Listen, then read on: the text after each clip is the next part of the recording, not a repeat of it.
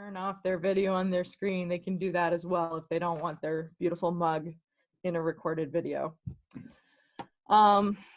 Okay, so generally speaking, we're concerned about transmission through contact, and particularly through contact that can get through your mucous membranes into your respiratory system.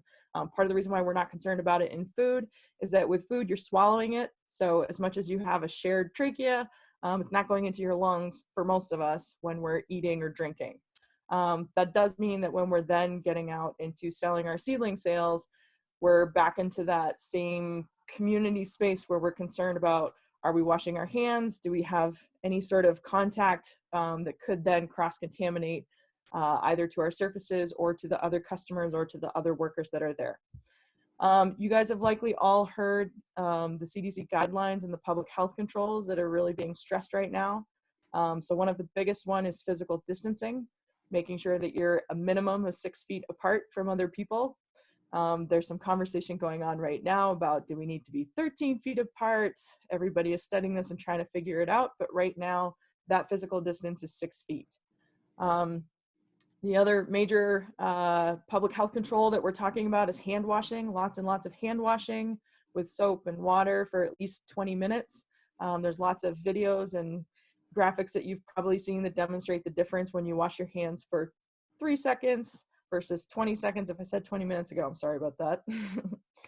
And limiting how much you're touching your face. Again, we're concerned about the mucous membranes, that is where that virus can enter into your body.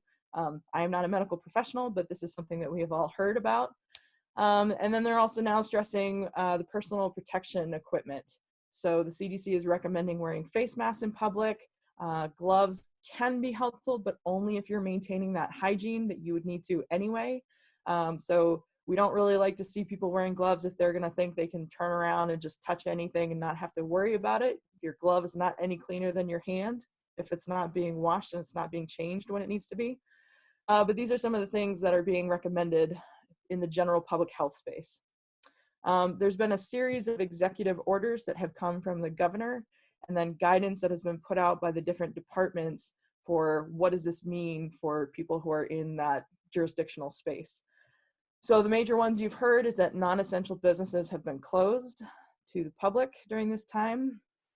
Essential businesses have been further defined. Essential businesses cover a lot of things, but germane to this call is pretty much everything in the food sector. Almost everything in the agricultural sector is considered essential. The horticultural sector is considered essential. Your agricultural inputs, so things like fertilizer, soil amendments, compost, those are all essential. There's many kinds of landscaping that are included in that, and there's interim guidance from each of the departments that further define that. Trucking is considered essential. But other than that, we're not supposed to be traveling around. There are travel restrictions, so you're not supposed to be traveling in a car with people who are not part of your immediate household, not just your family, but your immediate household who are living together. You're also not supposed to be traveling except to do essential activities, to go to essential work at businesses. And you can drive to go to the outdoors, to go get exercise or fresh air, but again, maintaining that physical distancing and everything. Dine-in restaurants have been closed, physical schools have been closed, lodgings have been closed except for essential workers, quarantining health workers, and those in need of emergency shelter to escape domestic violence. So that's a big change for a lot of us and can affect a lot of the farms who are looking into the summer and wondering about tourism. We have no idea what the horizon is quite yet on what that's going to be, but that can come into play. And then for essential businesses, stores that can be open, there's a further restriction in retail space for how many customers you can have in your store at the same time. And it's based on square footage. So that's something that we can get into detail if you have questions about that. But for a lot of greenhouses, if you're under 7,500 square feet for your structure, you can only have 5 customers in there at a time. And then it's tiered from there. I have that and I can drop it into the chat if we need that. But that would be something that you would want to think about if you have an enclosed space. Farmers markets are allowed to be open. There's a lot of guidance about that as well. They're allowed to be outdoors and spread out more. That's another topic we can dive into. But one of the things that came through the executive order is that any store that is open is required to take measures to ensure that customers are maintaining that physical distancing while they're waiting in lines. And they're also required to sanitize the carts and baskets that customers use between customers.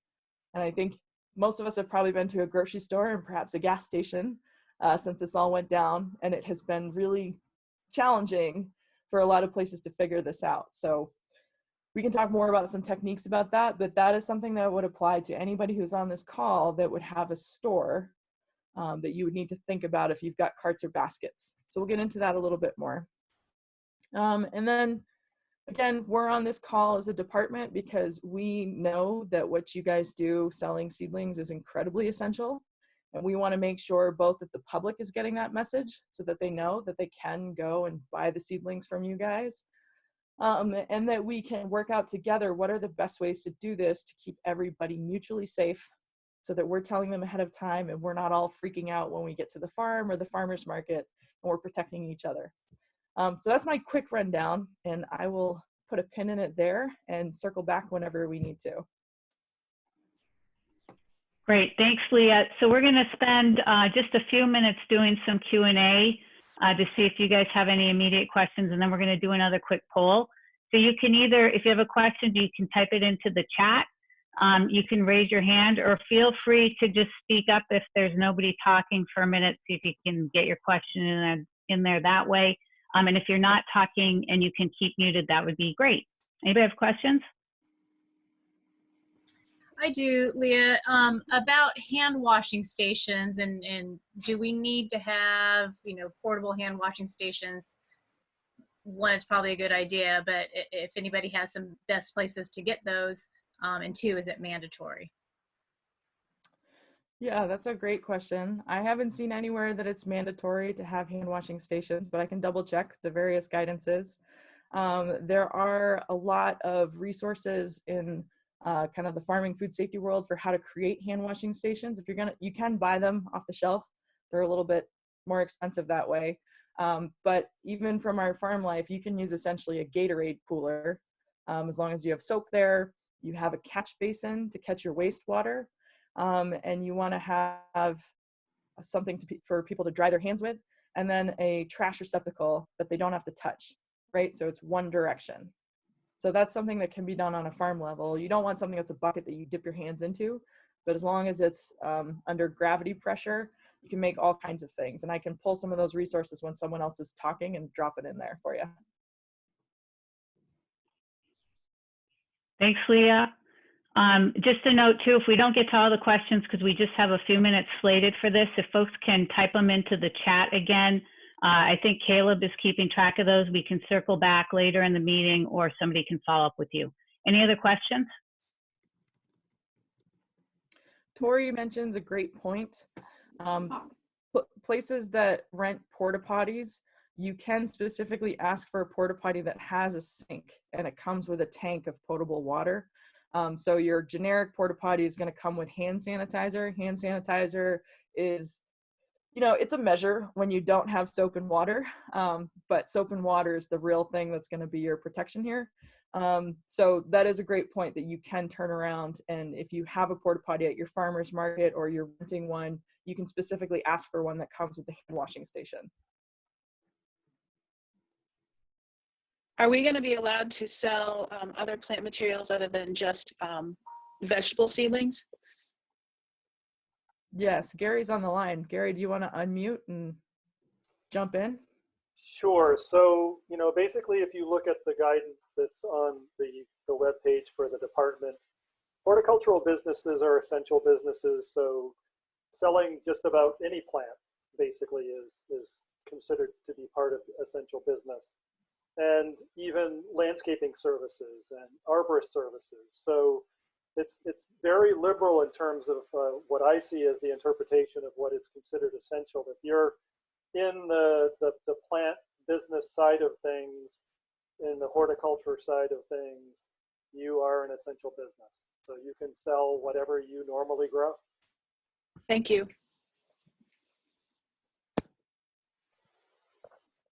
Gary, we've got another good one for you in the chat. What's the turnaround on getting a nursery license for anybody here who hasn't already gotten a nursery license? So nursery license turnaround will be just as quick as it always is, because as long as you get it in the mail and get it to us, it is going to be processed by Sarah and Carol, and will be turned around. And so, you know, basically for us, once you have submitted your application and it's complete and the money is there, you're considered licensed at that point anyway.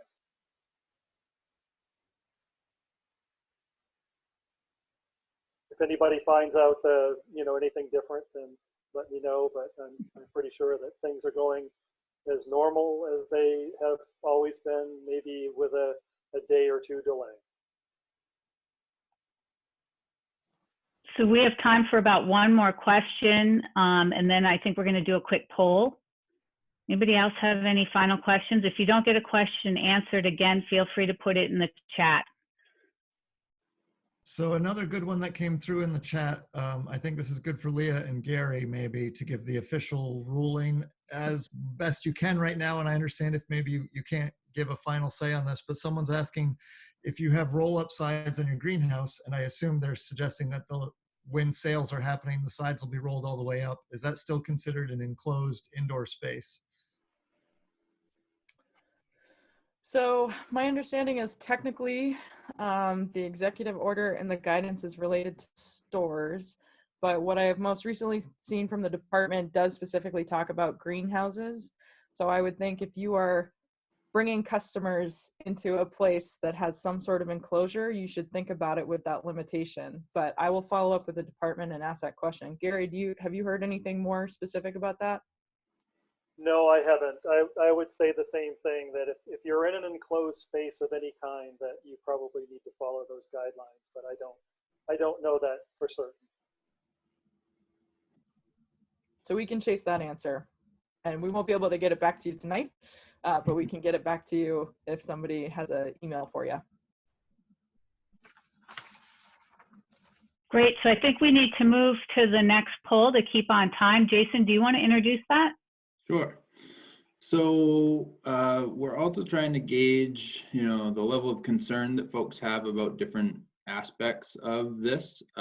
So let me launch the poll, and we came up with a handful of options. And if everyone could just pick kind of like your top three things that you're hoping to get information about to help you, you know, navigate all of this. If there's anything that's not listed, feel free to list that in the chat box.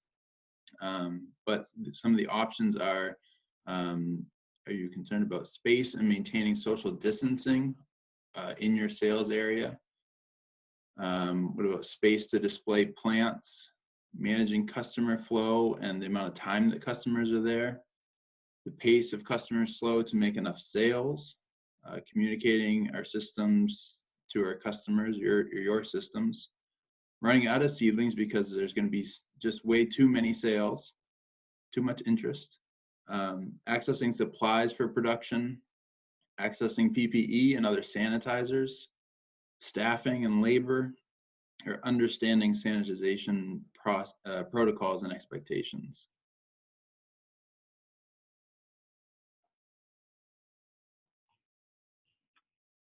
Great. Do you feel, Jason, like, are we ready to move to the next section at this point, or? Yeah, so we'll give folks Wait a few little longer? minutes to get their answers in. We're at about 60% now, so we'll give them a little bit more time for that.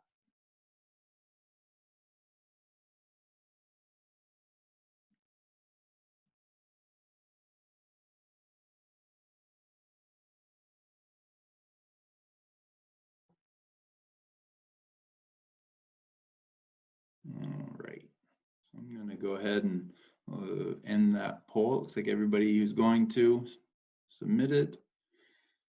And just so we all know, we're thinking a lot about managing customer flow and the time that the customers are in the sales area primarily. And then we had space and maintaining social distancing in the greenhouses or wherever the plants are displayed. Communication of your systems to your customers, and getting enough customers through the sales area in order to make enough sales to make it worth your while. All right. Well, thanks for that, everyone. And I think at this point, we'll move on to the next section. Yeah. So it does seem like most folks are interested in similar concerns: the managing the flow, making sure you get enough people through so that you can get the sales you're looking for, and communicating what that new system you're going to be achieving is. I mean, to me, that's all part and parcel, right? It's all very tightly connected. So some of the best practices that Jason and Leah and I were discussing and looking at some other sites would be to try to shift that customer volume, right? Because we're so used to these sales getting crammed into a really busy Saturday, that Mother's Day weekend, or what have you. And what a lot of our produce farms have been experimenting with, those that are open and selling right now, is really trying to shift when customers are coming so that they're not all crunched into the same point. So that could be pre-ordering, scheduling when people are picking up, right? You can have people call in a pre-order, and then you can have them pick up at different times, because it doesn't matter if you had them all scheduled pre-orders. If they all show up at the same time, that's the same thing as a busy Saturday weekend. You might, let's not say have to, but you might want to consider expanding your sales schedule to include different days, right? A lot of people aren't working the regular 9 to 5 Monday through Friday, so they won't have to go on a Saturday to come for garden plants. There's going to be a little more freedom for them to come on a Monday, a Tuesday, a Thursday. And then another consideration are drop-off points. And that's what folks are doing, like a CSA model, right? So people have pre-ordered a certain amount of produce, and then it gets a boxed up and dropped off at one given point. It might be a little trickier with plants, but it's something you can experiment with. We're gonna try to connect with some folks a little later, I think, in our discussion, how folks are trying to manage that pre-order pickup lane. Maybe you have a dedicated lane for just people who have pre-orders and they're doing a pickup. There's things you can do. You could try to kind of recreate fast food, right? Make even dollar prices on your products so folks don't have to make change. And that's one less hold up at the register. If they're using cash, that means you don't have to exchange change with them. Maybe you could make a combo menu, right? We're thinking a lot of folks are starting home gardens for the first time. So you could just have a package ready to go. That's the beginning gardener special. Has a couple tomatoes, couple cucumbers, et cetera, et cetera, et cetera. You can get creative, come up with different packages you think people will want, and then you just have those ready to go. They pay one fee and get the whole thing. One of the big things is just decreasing the touch points that your customers are going to have with shared surfaces that they're going to touch and another customer is going to touch, something that they're going to touch, and then you or your workers are going to touch, because you don't want you or your workers to get sick in this either, right? It's just as important to protect yourself as it is to protect the general public. We kind of already hit on the fact that you're probably going to need to spread out plants, and that's spreading out trays, right? So there's a little bit of room in between them maybe, but maybe more importantly, don't fill that tray. Space it out just like you do with tomatoes when they're getting too leggy. Let the customer be able to see the whole plant so they don't have to pick it up and like poke at it. You can make some really clear signage. It's probably a really important idea that if someone picks up a pot, they're doing that because they're buying it. You don't want them to be picking stuff up and then putting it back down. So that's one of those areas where signage is going to be really important. If you don't have a laminator yet, you might want to do that, right? Because we all know seedling sales, you're watering, there's rain, paper's going to get wet. You're going to want something that's going to be waterproof. When you have a traffic zone that you know is going to be traffic. So one of the ways we've seen this in grocery stores, we've seen it in other shops, we're trying to control the flow of traffic. So people entering aren't encountering anybody going the other way. You're just entering one side, going through different areas maybe, and then exiting another way. So you're going to want really clear signage. You can get creative. You can use snow fence, hay bales, flagging tape, whatever you got. Just try to make it as clear as possible. Think about the stupidest person you know, and will they be able to figure it out, right? And with those traffic zones, especially when you get into like a register area or places where people are going to back up, they're going to bottleneck. Try to have something that's going to remind people to stay that 6 feet distance, right? Because a lot of people don't know what 6 feet looks like. So the more you can show what 6 foot looks like, the better. And maybe if you're doing stakes with flagging in between them as your guidance, you just let everyone know, hey, these stakes are 6 feet apart. If you see someone at the next stake, make sure you're at the second one back. And then another thing, I've seen photos online, lines at registers, they've got 6 feet measured, but they are right next to each other. Remember that 6 feet is a radius, it's all around you. Don't make 2 lines for 2 registers that are right next to each other. Get an extension cord, move those registers a little bit apart. And then if you do have a limited number of people you're letting through either into a greenhouse or into an outdoor shopping area, you're going to want to think about that creates a bottleneck. So folks are going to kind of line up waiting to get into it. So you need to make sure that they're maintaining that 6 foot of distance out there as well. I mean, I think most of us have seen a busy weekend when things get absolutely crazy. Plan for that. Hand washing stations, we've touched on that a little bit. Even if it's not absolutely required, it's going to really show your customers that you're caring about them. It's going to look good for you. And it's just a really good idea. Again, I think that's just a general rule with all this, right? You're showing your customers that you're taking this seriously, you're taking their health seriously, and you're expecting them to take your health seriously. And I think that's going to look good for your business. You're going to want to maybe, if you do have a hand wash station, give really clear instructions of when to wash hands. Is it when you get there and when you leave? And then when you have really high frequency touch surfaces, is it a keypad for somebody putting in their PIN number for a debit card? Are you sanitizing that / disinfecting, or really sanitizing probably every usage? That's probably best practice. Maybe you've worked out enough that you have online ordering, and that's something we can get into in a little bit of the discussion later. How do you get into online ordering? And then you don't have those high touch surfaces. And I think we're getting pretty much to the end of that like quick run through some ideal best practices. Of course, there's more, and that's what some of the follow-up information is going to kind of highlight. We didn't want to spend too much time on this while we have everybody able to talk to each other. But there are a lot of good ideas out there, and hopefully we'll get some more out of everybody else here tonight.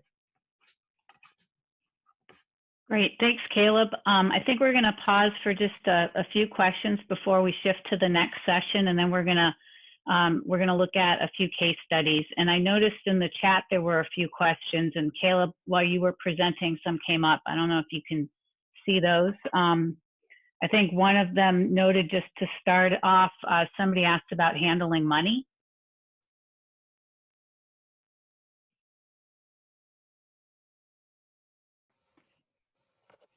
Yeah, we've had a lot of conversations about handling money.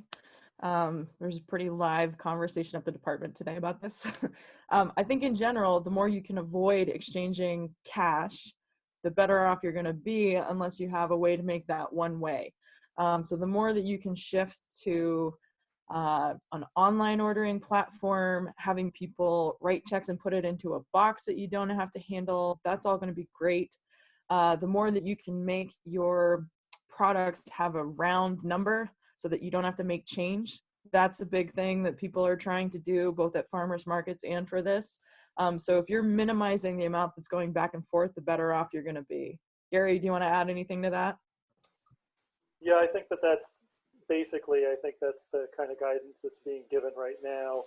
I think it's also just, you have to think about cash is always going to be contaminated. So you have to use the same kind of system that you would always use to have someone dedicated to taking cash and not touching cash and then touching food especially, or anything like that. So, you know, beyond that, I think that you really have to try to come up with a system so that you're not handling cash. And I know for you small people out there, that's very difficult, but it's really, I think, important in this kind of situation.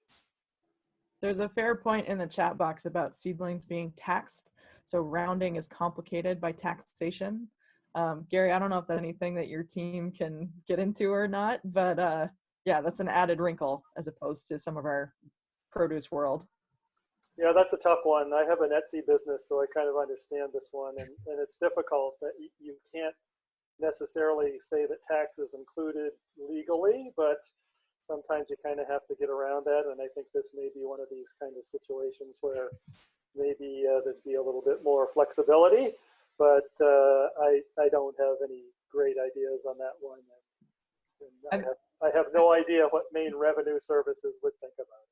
Maybe a governmental reply to that would be if you put your round prices as being tax included, and then essentially what your cost of goods is, your markup, and then what your tax is from that round number that you're using to prevent making change. That's something that you can do on the back end and then go through your cash and do that accounting. But yeah, I don't think anybody of us from the state government is going to say don't tax for things you're supposed to.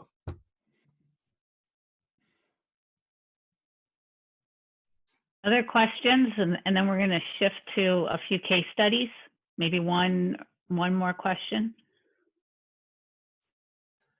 So another one that came up about cash, and I've heard some folks using this, is that you can have customers provide if you're accepting cash, you can have them put their cash in a box or a bucket or something, and you can leave that and set it aside for a few days before you handle it yourself. And then if you have clean, small bills, just get a lot of change ready so that you can give change back to people. And then you're not handling the money they're giving you, and you're hopefully using good practices, and you have clean money that you're giving back to them. But that's one where you'd want to communicate that system really well to folks.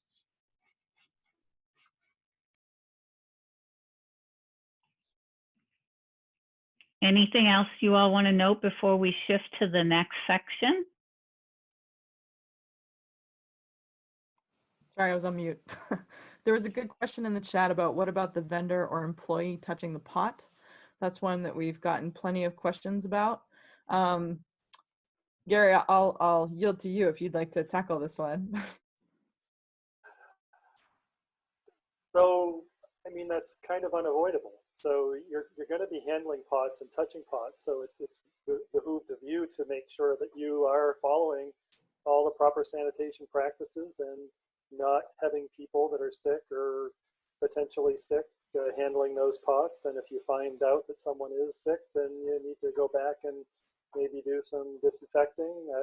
I don't think there's any foolproof situation here. It's one of those risks that we have to potentially take as we go out and purchase things. We have to do the same thing when we go to the grocery store. We don't know who the last person was that touched whatever it is that you're buying. So there's going to be some level of risk there, but it's important for you as a business to make sure that you are following all the guidance, that you are keeping things clean and people are washing their hands, and you're doing whatever you can to keep those pots as clean as possible.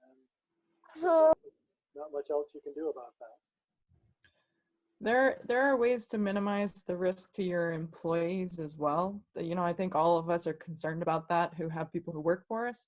So one of the ways is preventing that cross contact. So if your customers aren't handling stuff very much and your employees are the ones who are handling the pots, well, now we're dealing with a smaller group of people who we know a little bit more about what's going on with their hand washing protocols and kind of what the ongoing risk factor is. We don't know that for the customers coming off the street most of the time. But the other way to think about that is to think about, do I have ways to form some sort of zoning, right? So if there are high touch areas, making sure those employees get to wear gloves and have enough to change frequently. If there's going to be a lot of cross contact, making sure that we're providing enough rotation in our staff so that our employees have time to go wash their hands, more frequently than we would normally, so that in between rounds of customers, they're having that clean break so that they can be really preventive about it and be minimizing that risk to themselves and to each other. So there's some ways on like an operational management perspective that we can try and reduce that risk for our employees. So there was just one more comment that came up on the chat that I wanted to address out loud, just because someone was mentioning that they take cash and checks and they put them in a freezer. And I think if anything, that's going to actually make the virus stay active longer. It's gonna protect the virus, keeping it frozen. So I would not do that. I would try to keep it dry and warm, if anything, to deactivate the virus. As for rounding up the numbers and including the tax, we have done in the past to make it easier for us here at the farm, post the retail price, the sales tax price, and magically it turns out to be a round number. The problem with that on our end is making sure that we don't claim the tax income as taxable income. So we have to, we account for that in our internal spreadsheets, that we only allow for the $2.84 for that seedling, and not the $3 that it turns out to be, if I got my numbers right, down the road. So yeah, that's one of the difficulties of rounding, but it's an internal difficulty, not an external difficulty. Mm-hmm. I think we're gonna need to move to Jason and some case studies now, just to keep us on track, and a note that there's gonna be some time when we get through the next session for some more open discussion. So please keep track of your questions if they're coming up while we're talking. All right, thanks, Tanya. So can everyone see that screen all right?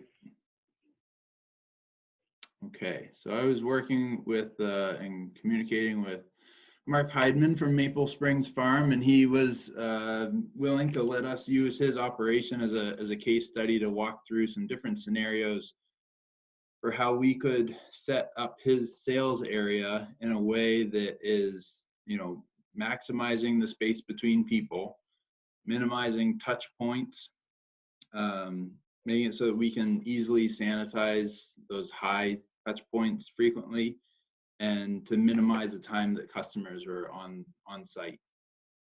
So this is an overhead view, and the main road that runs by the farm is right on the bottom of the screen there. So, this is where I'm really going to focus on the on the ground, how do you set up your retail establishment? And I'm not going to talk so much about the communication with your customers beforehand. And that's really like an incredibly important component to all of this. So we're going to send out some resources about how to let your customers know what to expect when they get there. But those are all things that you really need to be thinking about in advance.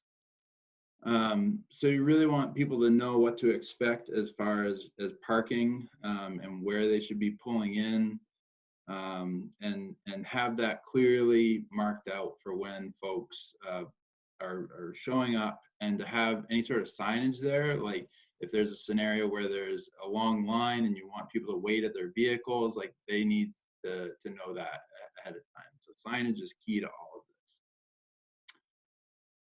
this. Next, everybody's seen, people come to the farm and then they might have kids that want to run over and look at the livestock, or they want to go check out the piece of equipment that you've got there. And we really need to focus on keeping people corralled. So any sort of like barrier, like Caleb was talking about, is going to be really important. So having one way that it really denotes how people can come in, and another separate area for how they get out. And ideally, can everyone see my cursor there? My mouse? So ideally, there'd be a little space between these that would be 4 to 6 feet apart, so that even as people are coming and going, they're maintaining that distance. So just zooming in here a little bit, the customer is going to come in, and first thing they're going to hit is the hand washing station. So as Leah said, we're going to share really simple designs for how to build these for 30 or 40 bucks. You can also rent those, or you could, if that's too much, you could just supply hand sanitizer. But you want to really strongly encourage everybody who's coming to be washing their hands.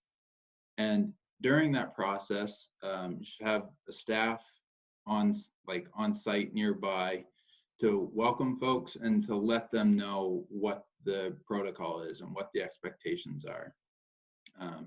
This is also where you'll give people carts or trays, boxes, however you're going to have people collecting those seedlings and doing their shopping. If you're using boxes, make sure that you're not recycling those. The virus can live on cardboard for at least 24 hours. And if you're using like a plastic cart or crate, you want to make sure that your staff is sanitizing that between every shopper.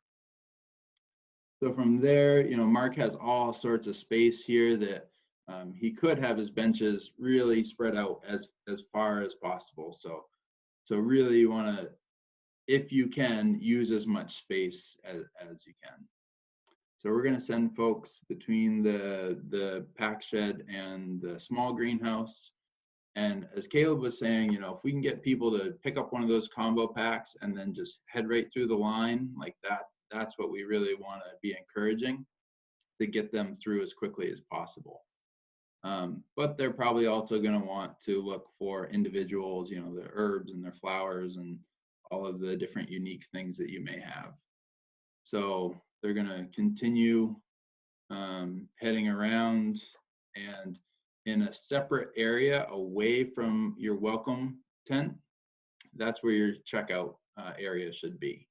So this is going to require more staff. It's also going to require, more space and more time, but that's the reality of what we're dealing with in order to be able to do this safely.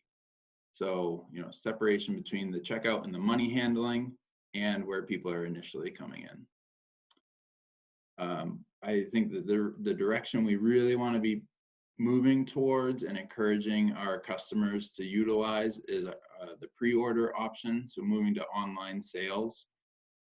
With that, you have to have staff who are ready to put those different orders together in advance. But with that, folks would just come in their normal way, come to the welcome center, and then get headed right over to their specific order.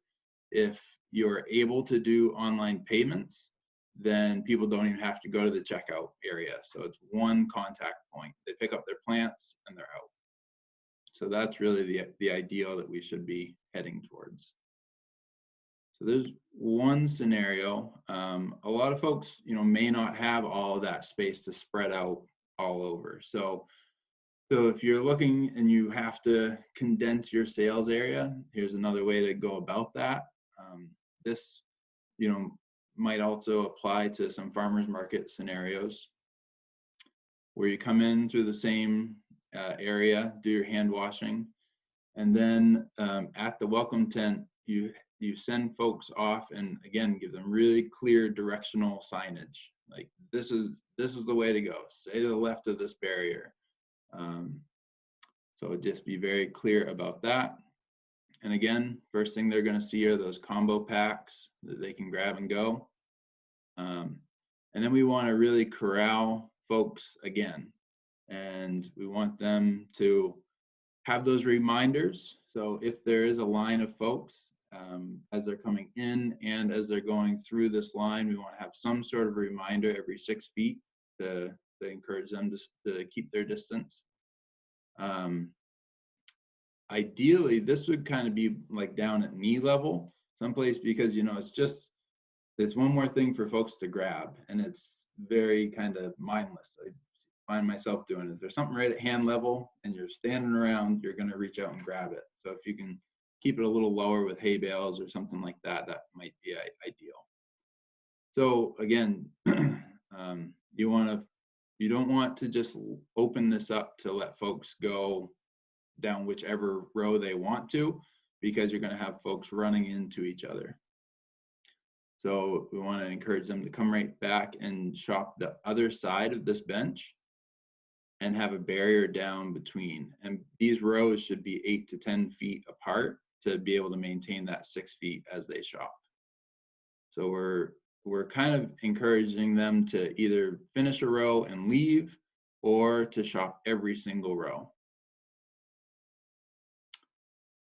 And again, they come back, they hit the checkout, and can head right back to their car. Again, ideally, we got a pre-order, prepay, right to the checkout, right back out.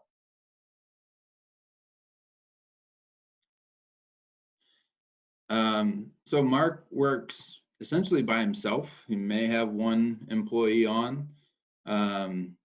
So it's really impractical to expect him to move those seedlings in and out after every sales day.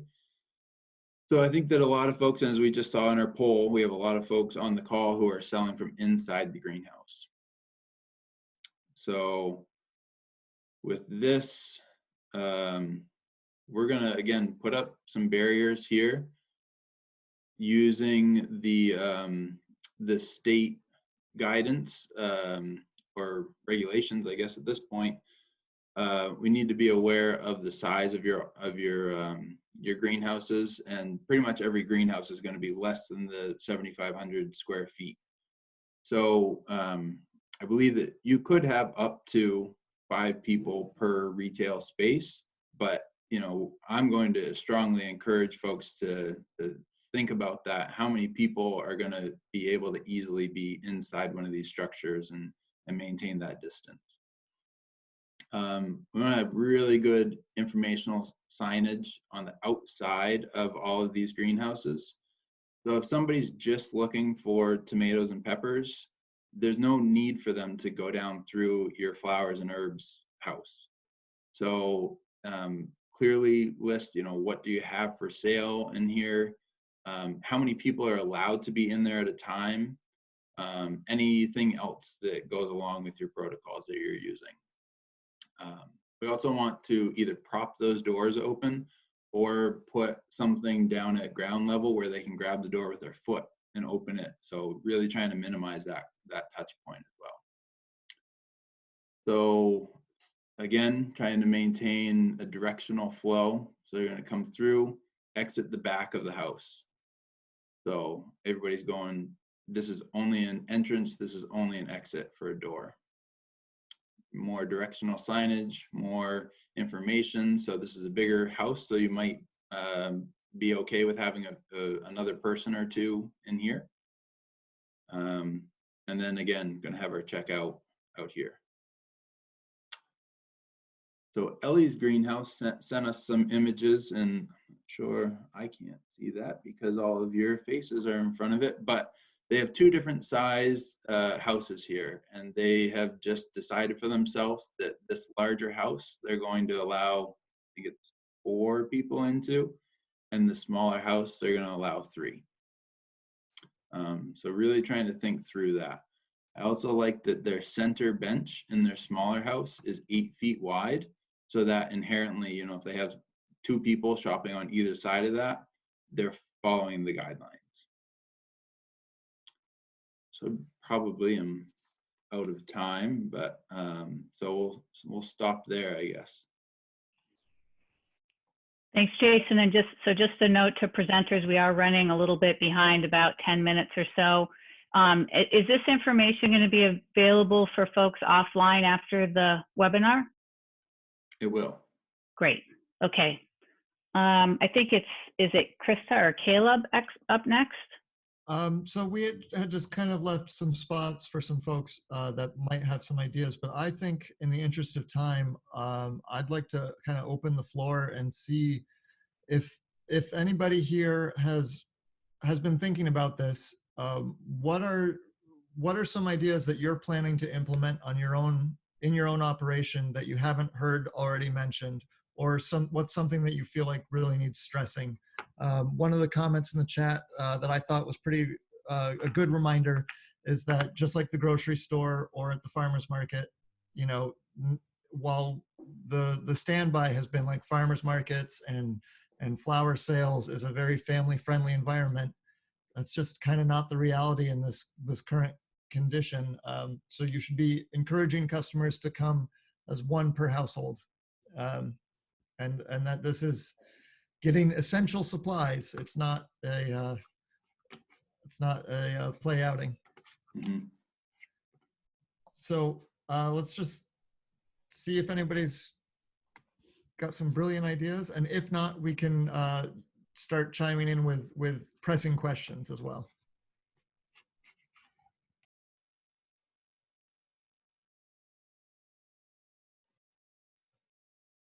Do you have suggestions or questions?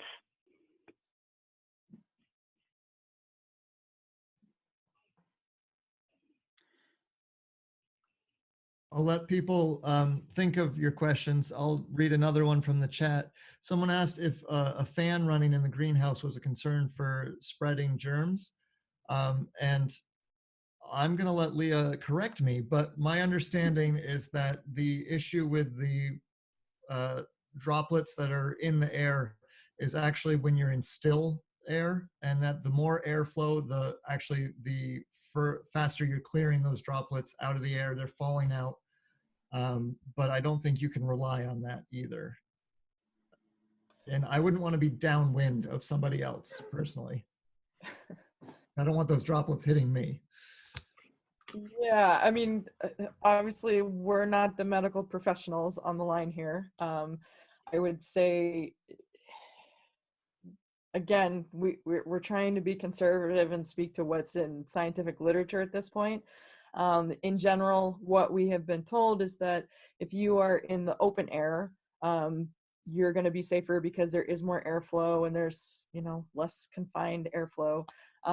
I mean, I think we all know what happens if you sneeze into the wind, right? So it's not like a fan is inherently going to be like, oh, I'm pushing all of the virus down to the ground. So, I mean, I think that's kind of a 50-50, and maybe think about what is the flow. And that's partly why you're limiting people in that space at the same time. So I'm seeing a lot of questions about different resources for doing either online sales or for setting up timing, scheduling customers. Nicholas, are you still online? We have Nicholas Lindholm here, who's a MOFGA's marketing and business specialist, and I know he's been putting together some resources. I don't know if you could share the latest on that. Yeah, there are just so many options, and there are going to be real simple, inexpensive options just for ordering forms or scheduling. That could include just simple email. It could also include Google Docs or this other free Jot forms. But then it runs the gamut all the way up to if you already have a website or set up a website. So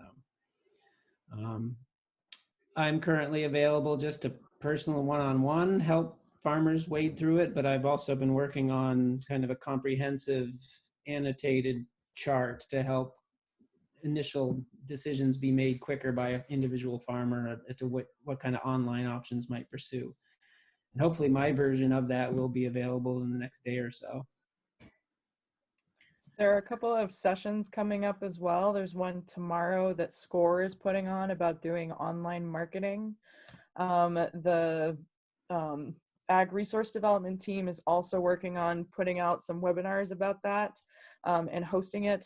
We've been talking to the ag service provider community to try and find out who has capacity for that one-on-one technical assistance to help people get set up if they're trying to get set up with an actual online ordering system. Right now, a lot of those folks are pretty swamped with things, or they haven't necessarily dived into what Nicholas has been doing, comparing these platforms. But there is an outfit in Portland, Farmhand Automation, who has a form where you can sign up for a slot, and they're looking for both volunteers to help people do this and offering those services to folks. So mean, I'm not up here promoting one service over another, but that is an option that's available. And I can send around that information for tomorrow if anybody's interested in that, in the one that SCORE is putting on. And Jonathan Malakarn is from the university as an economist, and he also is more than happy to help folks get set up. So we'll send out a whole list of these resources and folks that can help you. For what I've seen as like the absolute barest bones, like the lowest barrier for entry is Google Sheets. It's like Excel, but it's online. And so for reserving slots, some folks are just doing every row is a different time. And you send the link out and you let people put in their own name for when they're going to come in. And you tell them, look, this is it. We're capped at this number of slots. You put your name below it. You can do that all you want. We're not letting you in. And then they just keep finding whatever empty slot they can get to. And similar things like that. There's a lot out there. If you just search Google Sheets, and then whatever it is you're trying to do with it, you're going to find tutorials, you're going to find videos. So we had initially advertised this as running from 6:30 to 7:30. So we have one final poll that's just asking if anybody is if you guys are interested in a follow-up meeting to dive into these topics a little bit more. So I'm just going to post that poll real quick and have folks fill that out while you're continuing to think of your questions, and then we'll continue to field questions for the next half hour or so. So one question that came through was about development of resources for consumers, or like state level or ag service provider level communication and guidance for consumers. So we're also seeing, a third of respondents here right now are looking for another session on social media and communication with customers. So that is really good information that we'll probably act on. We're looking for our colleagues to help out. Yeah, and I'm seeing in the chat, folks are mentioning they want to know more about farmers markets, particularly how to handle that situation. So group from Extension and Caleb and a handful of us put together a guidance doc that is a live website as of today, and it has information that it's kind of like recommendations and suggestions if you're selling seedlings off of at a farm or a nursery, and a separate sheet that is if you're selling seedlings at the farmers market. So we'll include that with the notes here. I put a little thing in the chat. There's a lot of good information in this running chat, but how do I save it for reference later so I can look into some of these links? So we'll grab that before we close the window, and we'll clean it up and put it into the notes and send it back out to everybody. But you can also just select it with your mouse and copy and paste it. Jason, you can also save the full comment section by, if you have the comment box open and you're on a computer, there's 3 little dots in the corner there by the chat function. If you click on that, there's a save comments function where it'll save the whole conversation as a single file without having to copy and paste it. Awesome, thanks, Matt. I'm just going to pipe in here for the Maine Federation of Farmers Markets. There is a lot going on their website. We are bulk buying hand sanitizer and dispersing that in 1-gallon jugs. There's a lot going on that website. Please feel free to reach out to our executive director, Jimmy, who is available to answer questions. We've been talking with the Department of Ag a lot, and we would love to continue that, and we will continue that, but just know that we're trying to make for farmers markets a one-stop shop on our website to really direct you to resources that you're going to need to think about for farmers markets. Most of the farmers market fact sheet that we put together says go to the Farmer Market Federation website. So over and over.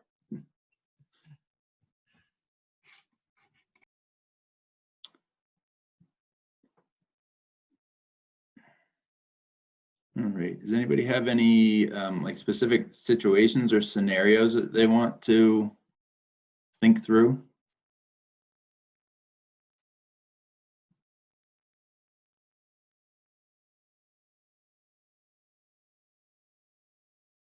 All right. We're sticking with the chat box. So I can read out another farm shared their plans, and I thought we can throw it out there. I don't think they're even on the call right now, so they won't be offended if you have a critique that maybe will help inform other folks, or maybe you'll get some good info on it. But their plans are to do their seedling sales.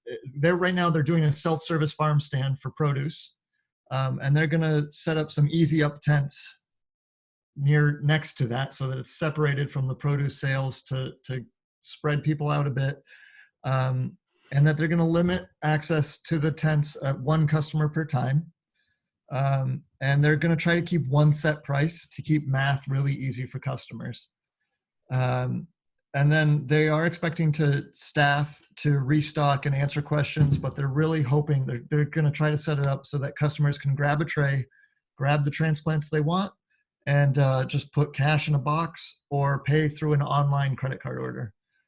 And they are planning on providing hand sanitizer and gloves, but they're actually saying they don't feel too concerned about customer handling, thinking that it's not really practical to pre-bag or pre-box transplants individually. And this farmer is saying they haven't seen strong evidence that occasional contact with retail items is a significant risk factor. That being said, I think we all need to follow be as cautious as possible. They are hoping to offer grab and go mixed transplant boxes, right? That's kind of like that pre-packaged combo meal that we were talking about earlier. And then there was another thought, actually, this was in a separate conversation, but in that combo meal idea, if you have a long line of customers and they're waiting to get through, you might want to have multiple copies on hand of what you have for sale. It'd be really swanky if you had color photos as well, but I understand that's a big ask. But just a listing of what you have: vegetables, herbs, flowers, annual flowers, perennial flowers. Break it down, make it as easy as possible. Let people know if you have 3-inch pots or if you only have 6 packs, things like that. Laminate them, give them to people as they're waiting in line, but tell them not to share them. Take them back when they're coming through, sanitize them, and then you can share them back out to people in line. And that's going to speed up the shopping process, right? I know we're all worried about the number of people that can go through in a given amount of time, but one thing that other folks have been seeing in other sales venues is that you may not be able to get as many people through, but the ones who are coming through are buying more than they might have previously, right? So instead of that, oh, I'll just come back next weekend and then they never come back, they're there. They don't want to have to come back. They want to get a big garden going because they're worried about what's going on, like we all are. And so you may have good sales potential there. Caleb, I'm gonna share my screen again, and Maple Springs Farm also shared their communication with their customers. Let's see. And I believe that Mark said that he wants us to pick it apart.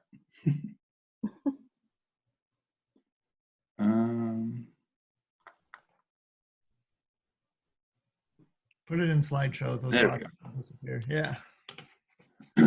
So I put those notes on the side. So he's really trying to hit on, generally what can people be expecting? How should they prepare? What are, if you have a couple of options, what are your preferred way that you want people to be, doing online orders as opposed to showing up?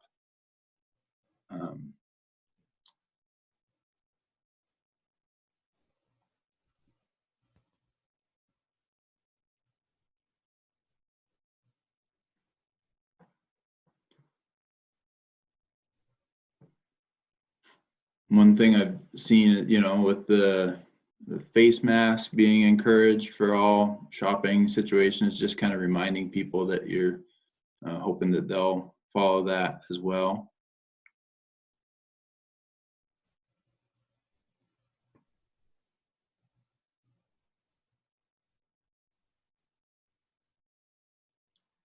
This is what I wanted to say.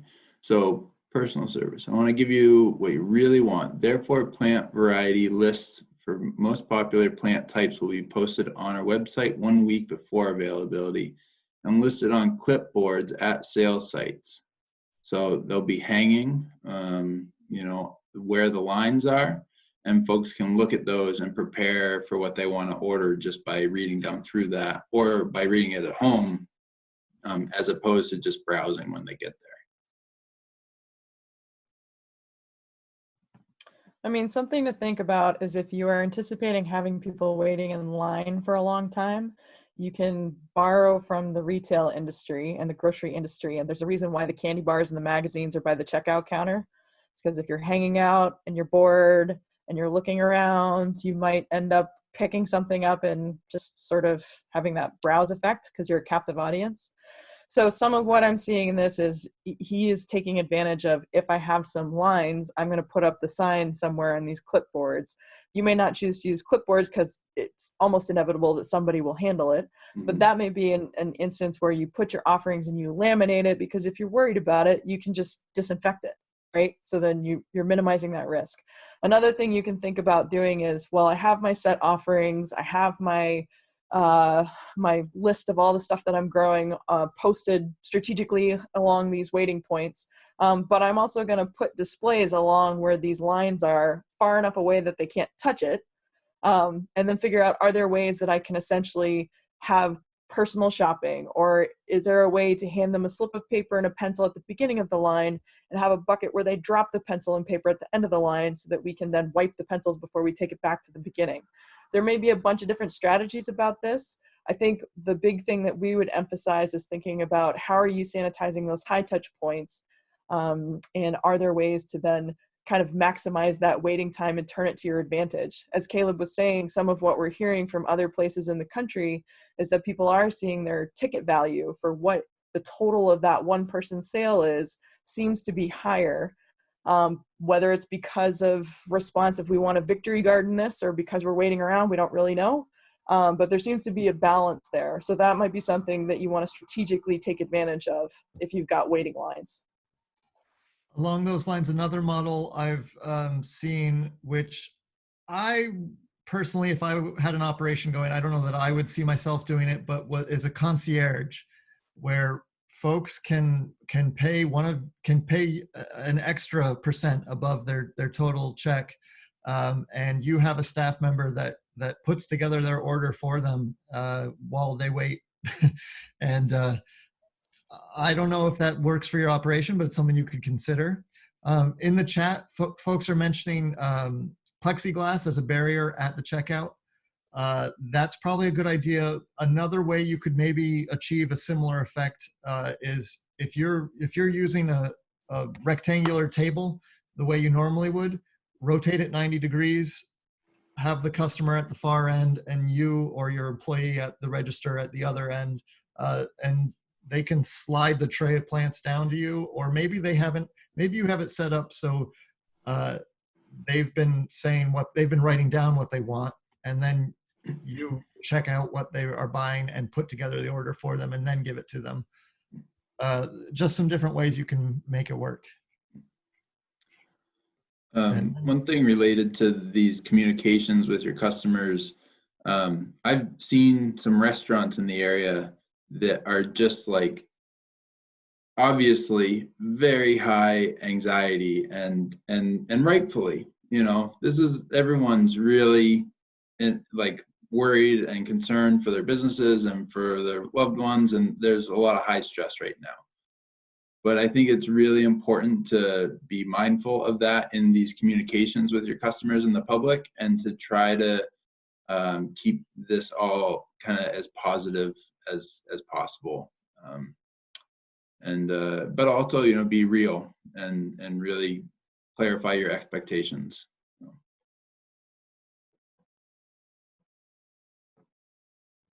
I just want to address the pile on in the comments. There's 3 of us who just responded to the question about using Clorox as a disinfectant.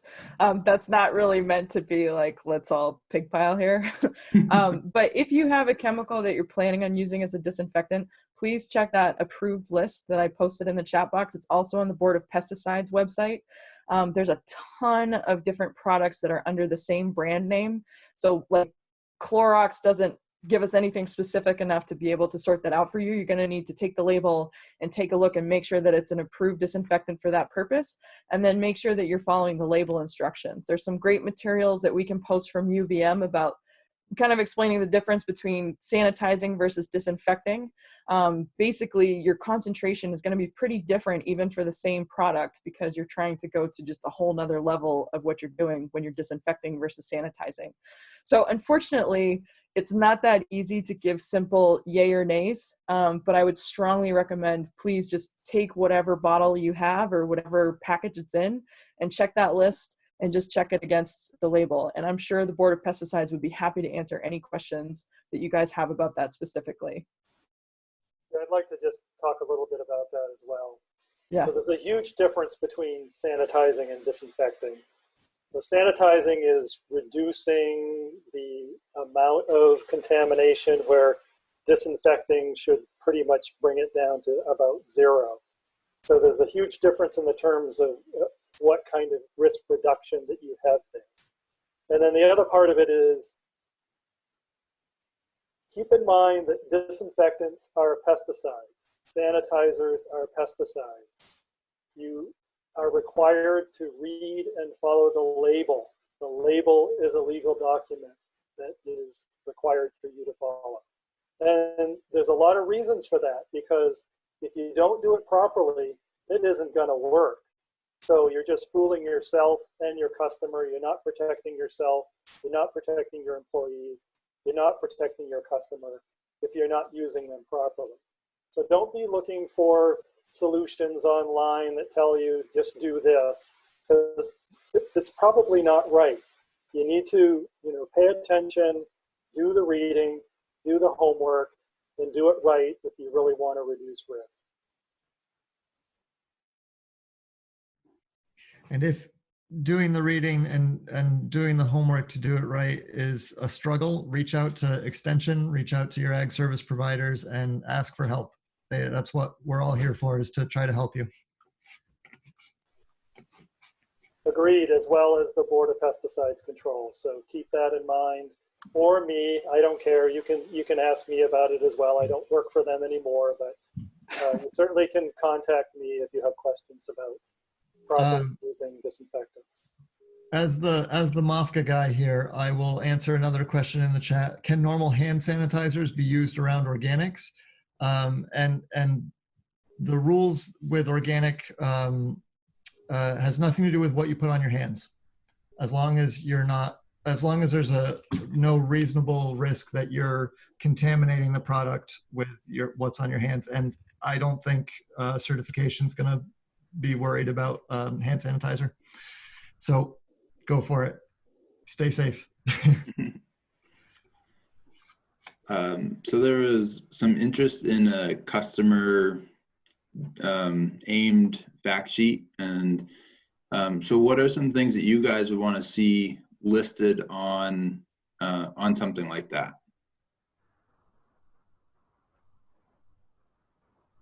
Anything that like you think is really important for your customers to know?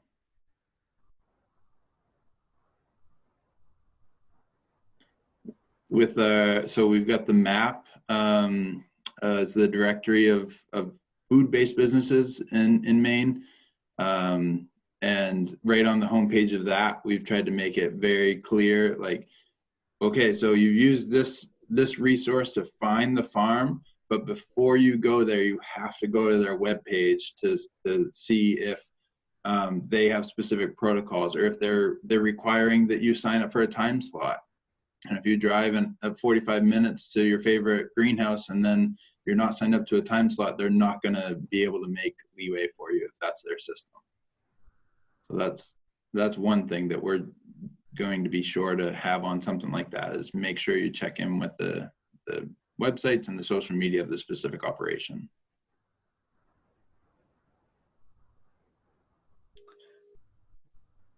Got 50 talkative people here.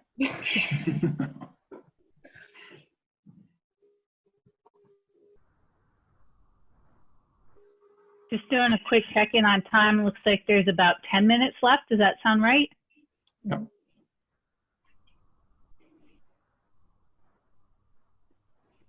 Any other specific burning questions or topics you want us to dive into? Yeah, it's definitely a lot to think about. And, you know, in working through these kind of recommendation documents, you know, the more I sat there and thought about this, I realized, you know, we're really trying to do a couple of very basic things, just like keep people far apart, keep people moving, and to keep them from touching things. So it's really one of those things that it takes a little bit of time, but to just sit down and think through your different scenarios.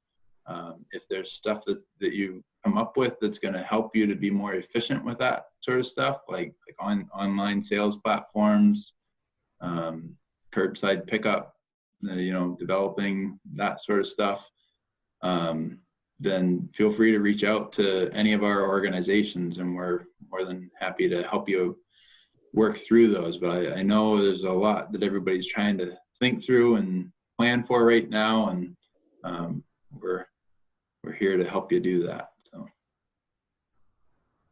So Jason, I know that people wanted to have some sort of guidance for consumers. I'm wondering if people could send us a bunch of ideas as to what they want that guidance to say. Right.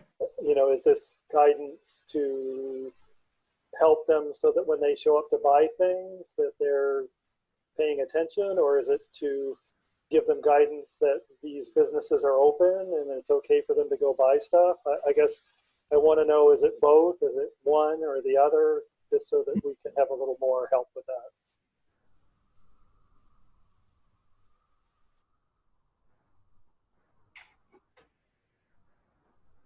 I've got to leave now, but this has been terrific, and you're right, it's a lot to think about, and I will be looking for your emails and information through another measure. But this has been a great meeting for me. Thank you.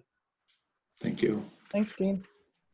I'd like to thank everybody for coming, because it is worth noting that not every state is allowing these kinds of sales to go on, and taking the time to make sure we're all doing it right and that we're putting our best faces forward is going to make a big difference to customers. It's going to, I think it'll really reflect well upon your business, and it will also allow us to continue these sales, right? We don't want to have an outbreak get traced back to a seedling sale. Not the image anybody wants, right? So thanks for putting the time in, everybody, and for sitting through it. I'd like to really encourage everyone to think about your schedule in particular. I think one of the realities is, if we're going to keep everybody safe, including our team on the farm and the customers who are coming, it's going to be really hard to put the same flow rate of customers through. In some cases, it's not going to be possible, right? So I'm not trying to be a downer, but to be plain spoken about this, I think there is a limitation on how much you can maximize the flow through your layout. And you can maximize it. You can do a great job making it efficient and have people go through and run it smoothly. It may involve more labor, but I think part of the way that you're going to see the volume of sales that you were anticipating before all this happened is really looking at, okay, how can I pivot to open up more windows so that I'm not primarily focused on the weekend? And how can I set it up so it works for me? So from my background in distribution and having to pull orders before, part of that is a question of how long does it take me to put together orders? Can I set up an order cycle? Do I need 2 days? Do I need 3 days? A lot of times when people are online, they're expecting sort of instantaneous, like I'm going to order it and then I'm going to come in an hour and pick it up. And that may not work if you're also doing crowd control. So I would just try to encourage you and empower you to know that you do have agency and control over that. And you can set up a reality that works for you and it works for your crew and it's more manageable. So don't forget your schedule. And there'll be a bunch of stuff coming out next that's about how do we pivot to some of this online marketing, how do we communicate to customers. You guys have a lot of ways that you already communicate to customers, but figuring out what are your rules for the Mother May I, you're going to help turn around and get them to follow what the rules are. And so what Gary was saying is for us at the department, we would like to be able to put out some strong messaging on our part with the voice of government saying this is super essential. Here's some ways that you guys need to play the game so that this can be safe for all of us. And yes, please go buy your seedlings and do it this way. So if there are some of those specific things, I've seen a bunch of stuff coming through the chat box. That's awesome. If you want to get in touch with Gary or I or Caleb and Jason, that's totally fine. But we are very open to that and we're trying to push on that in the next week or so because we know that that kind of kickoff is really coming up soon here.